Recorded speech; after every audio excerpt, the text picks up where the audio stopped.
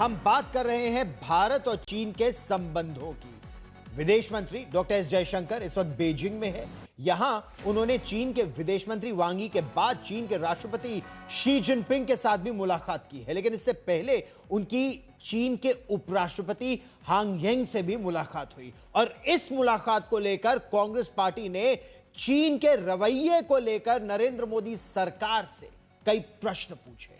Congress party ने याद दिलाया है कि कजान में भी चीन के राष्ट्रपति शी जिनपिंग और प्रधानमंत्री नरेंद्र मोदी की मुलाकात के बाद डॉक्टर जयशंकर संबंधों के बेहतर होने का दावा कर रहे थे, लेकिन इस दौरान ऑपरेशन सिंदूर में चीन ने पाकिस्तान का खुलकर साथ दिया। यही नहीं, चीन भारत को कई ऐसी जरूरी चीजें हैं जिनके निर्यात पर इस समय पाबंदी लगा रहा है, जिसमें रेयर अर्थ से लेकर खाद और टनल बोरिंग मशीनें शामिल हैं। कांग्रेस पार्टी की मांग यह है कि आगामी मॉनसून सत्र में प्रधानमंत्री नरेंद्र मोदी और विदेश मंत्री डॉक्टर एस जयशंकर चीन के मुद्दे पर संसद में चर्चा करें।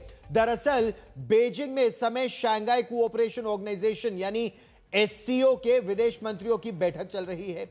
इसी दौरान डॉक्टर एस जयशंकर और चीन के राष्ट्रपति शी जिनपिंग के बीच वार्ता हुई, मुलाकात हुई। और इस मुलाकात के बाद डॉक्टर जयशंकर ने सोशल मीडिया प्लेटफॉर्म पर एक पोस्ट में लिखा कि उन्होंने एससीओ देशों के अन्य विदेश मंत्रियों के साथ चीन के राष्ट्रपति शी जिनपिंग से भेंट की, मुलाकात की। उन्होंने राष्ट्रपति द्रौपदी मुर्मू और प्रधानमंत्री नरेंद्र मोदी की शुभकामनाएं राष्ट्रपति शी जिनपिंग को दी। साथ ही राष्ट्रपति शी को दोनों देशों के संबंधों से जुड़ी घटनाओं की भी जानकारी दी और कहा कि वो राष्ट्रपति शी और प्रधानमंत्री नरेंद्र मोदी के मार्गदर्शन को बेहद महत्वपूर्ण मानते हैं दोनों देशों के बीच संबंधों को आगे ले जाने में। दूसरी तरफ कांग्रेस पार्टी जो कह रही है, हम आपको वो भी अब दिखाते हैं। दरअसल कांग्रेस पार्टी ने कहा कि डॉक्टर जयशंकर ने चीन के उपराष्ट्रपति से मिलने के बाद दावा किया कि भारत और चीन द्विपक्षीय संबंध पिछले अक्टूबर में कजान में प्रधानमंत्री नरेंद्र मोदी और चीन के राष्ट्रपति शी जिनपिंग की मुलाकात के बाद लगातार सुधर रहे हैं। तो विदेश मंत्री को उसके बाद की घटनाओं की याद दिला दे। Deputy chief lieutenant general Rahul Lal Singh ने कहा कि ऑपरेशन सिंदूर के दौरान भारतीय सेना 3 दुश्मनों से लड़ रही थी, जिसमें चीन शामिल था। चीन ने पाकिस्तान को लाइव इनपुट दिए, रियल टाइम इंटेलिजेंस उपलब्ध कराया। चीन ने भारत को रेयर अर्थ मटेरियल, खासतौर पर उर्वरक और इसके अलावा उर्वरक और टनल बोरिंग मशीन आदि का जो निर्यात है, ये या तो बंद कर दिया है या बहुत कम कर दिया है, जो भारत के बुनियादी ढांचे को मजबूत करने के लिए बेहद जरूरी है। इसके अलावा फॉक्सकॉन के प्लांट से सैकड़ों चीनी कर्मचारी वापस जा रहे हैं, जिससे भारत के लिए एप्पल स्मार्टफोन के वैकल्पिक ग्लोबल सप्लाई हब बनने की प्लानिंग को एक बड़ा झटका लग सकता है। इसके अलावा कांग्रेस ने डेप्सांग, डेमचौक और चुमार जैसे इलाकों में पेट्रोलिंग के लिए चीन की सहमति की मजबूरी का मुद्दा भी उठाया है। कांग्रेस पार्टी ने इस मुद्दे पर बाकायदा एक प्रेस कॉन्फ्रेंस की। कांग्रेस नेता सुप्रिया श्रीनेत ने क्या कहा, हम आपको वो भी सुनाते हैं। आज हमारे सेना के उपाध्यक्ष अगर ये कह रहे हैं कि हम पाकिस्तान से नहीं, हम पाकिस्तान और चीन से लड़ रहे थे, पाकिस्तान से फ्रंट था, तो विदेश मंत्री किस मुंह से ये कह सकते हैं हमारे संबंध बड़े अच्छे हैं, हमारे संबंध सुधरते जा रहे हैं? अरे आपके और मोदी जी के संबंध सुधर रहे होंगे चीन से। इस देश को आपके चीनी प्रेम का खामियाजा भुगतना पड़ रहा है।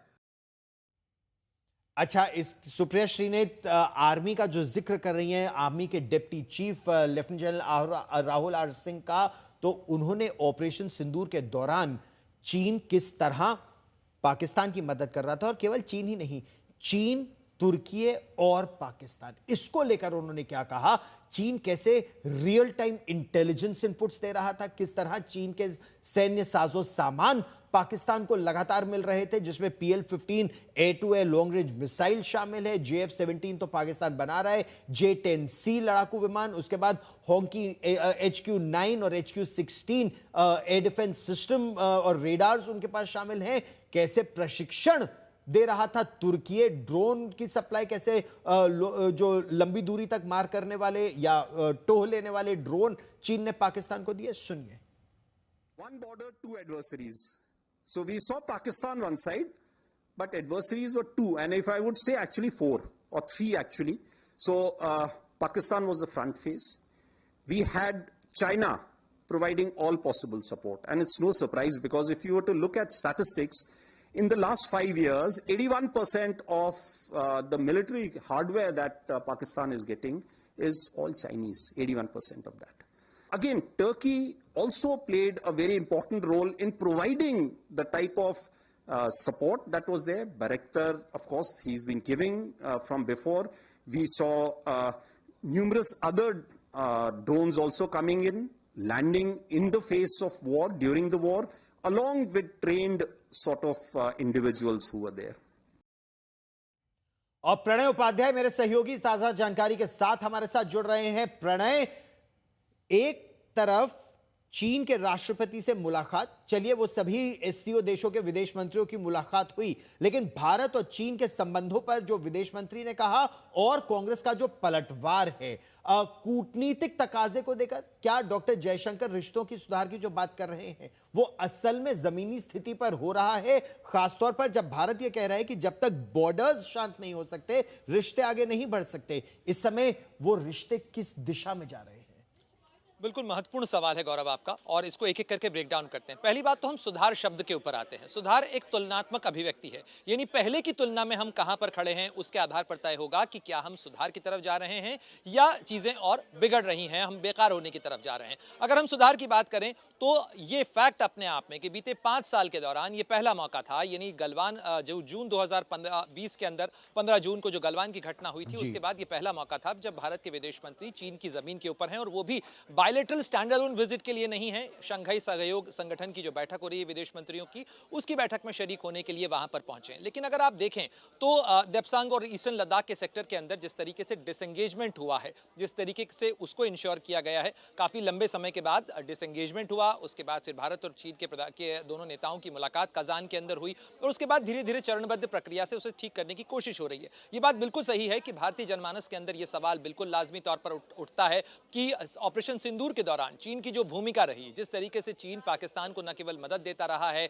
हथियार दे रहा है, और जिस तरीके से भारत के खिलाफ हमने देखा है कि भारत के खिलाफ काम करने वाले आतंकी संगठनों को यूएन के अंदर लिस्ट करवाने की प्रक्रिया के अंदर भी चीन जो है वो बाधा डालता रहा है। ऐसे में हम चीन के ऊपर कितना भरोसा कर सकते हैं? लेकिन दोनों चीजें हैं गौरव यहां पर। पहली बात तो यह है कि अविश्वास के बावजूद यहां पर एंगेजमेंट की जो प्रक्रिया है, यानी संवाद की जो प्रक्रिया है, उसको हम बना के रखना चाहते हैं, क्योंकि ये 3488 किलोमीटर की अनिर्णित जो बॉर्डर है, लाइन ऑफ एक्चुअल कंट्रोल है, उसका भी मामला है। और साथ ही जो दूसरा बड़ा मामला है गौरव, यहां पर भारत एक बढ़ती हुई अर्थव्यवस्था है, 127 बिलियन डॉलर से ज्यादा का हमारा बायलैटरल ट्रेड है, और उसमें 99 बिलियन डॉलर जो है वो हमारा ट्रेड डेफिसिट चीन के साथ हो रहा है, जिसे हम कम करना चाहते हैं। सही कहा आपने, लेकिन इसको देखिए चीन किस तरह और आगे बढ़ा रहा है कि रेयर अर्थ मटेरियल भारत को नहीं दे रहा है, अर्थ ड्रिलिंग मशीन्स भारत को नहीं दे रहा है, एक तरह से किस तरह से एम्बार्गो लगा रहा है, इस पर भी हम आने वाले समय में चर्चा करेंगे। प्रणय, फिलहाल धन्यवाद।